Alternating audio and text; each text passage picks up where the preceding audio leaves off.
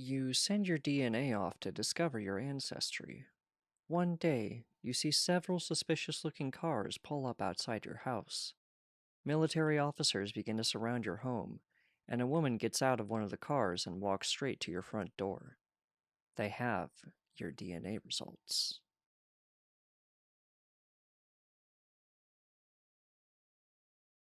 One minute you're watering your herbs, and the next minute you're being told you're impossible. Wednesdays, am I right? Mr. Gomez, are you okay? Did you hear what I said? Hmm? Sorry, I was worrying about my basil. Can you guys have someone water it while I'm gone? We'll get you more for the compound, Mr. Gomez. But that wouldn't be my basil. I sat in some large vehicle, probably a dark unmarked van of some sort, with my little basil plant as we headed who knows where. This was all a bit too much for someone who just had a little curiosity about where they came from. Are you guys sure? How could I be related to something so ancient? We have no idea, Mr. Gomez. That's why we needed to take you. You might be the key to, well, everything, really.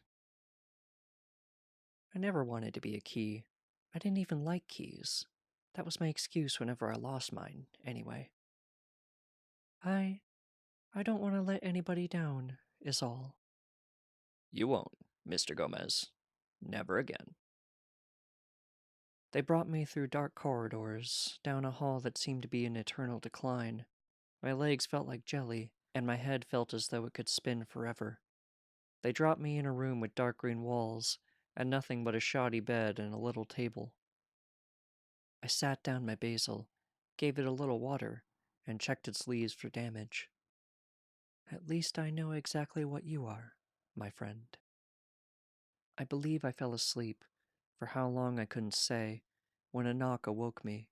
In came the same woman who had first given me my results. I think we owe you some answers, Mr. Gomez. Down more dark descending hallways we trudged. At the end we reached a meeting room, where they gave me a bit of perspective. Mr. Gomez, you can call me Mrs. Atweiler. I'm the lead on what is known to a select few as the Genesis Project. We were charged with finding where we all came from. Well, you picked me up in Dallas, but I... No, we mean life. Where life came from. We found some clues a couple decades ago that have led us down a path to finding our source. We found it, here, buried in ice, about 9 years ago. And that's how we got here today. So where do I come in? You're its, direct descendant, Mr. Gomez. But I thought I was German, with maybe a little Dutch? That's what I was testing for, anyway. You're alien, Mr. Gomez. So, no to the Dutch, then? Ugh. You're a descendant from somewhere in the stars, Mr. Gomez. The creature that we found, you're the only human match we've ever seen. We're not even sure how that's possible, but we are completely sure. Your roots lie down here in the ice. Oh. Well, that's something. It is. Now, we have a lot of work to do, and unfortunately, you'll have to stay here. Maybe forever. We'll try to make you as comfortable as possible, and be accommodating to any requests you may have. I have two. Which are? I'd like a proper watering can for my plant, and I would like to meet this... thing. That can be arranged. More ever-descending hallways awaited me, after a brief rest in my room and a check on the basil. They assured me they had some sort of sun substitute for him, but who really knows with the government?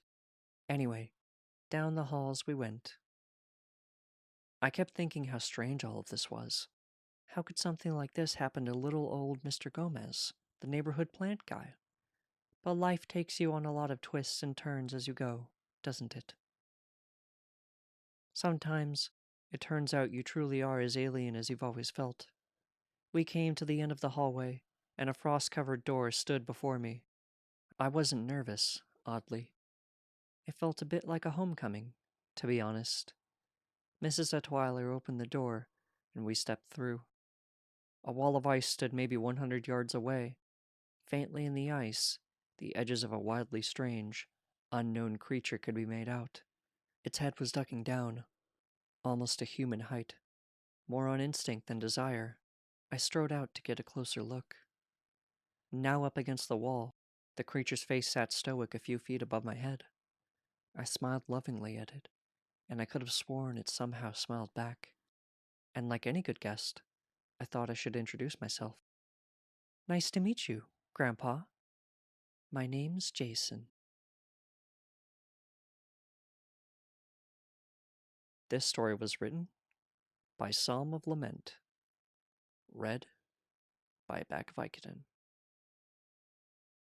Thank you for listening.